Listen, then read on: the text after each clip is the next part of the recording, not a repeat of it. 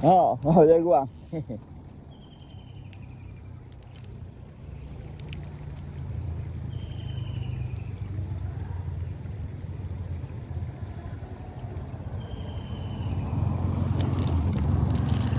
Okey, strike yang kedua. Walaupun curug. Tengok, walaupun curug tapi boleh juga strike menggunakan SP Kadoku. Tapi yang penting kali hook ni abang bakar hook hook daripada Tachi.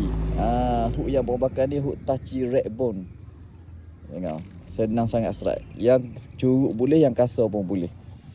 Okey, siapa nak dapatkan worm hook ni boleh check dekat Beg Kuning lah. Worm hook ni murah je, RM5 lebih rasanya. Cuba check dia mau dapat berapa harga dia. Dia dapat 5 pieces. Tapi memang padu lah, senang strike pakai hook ni.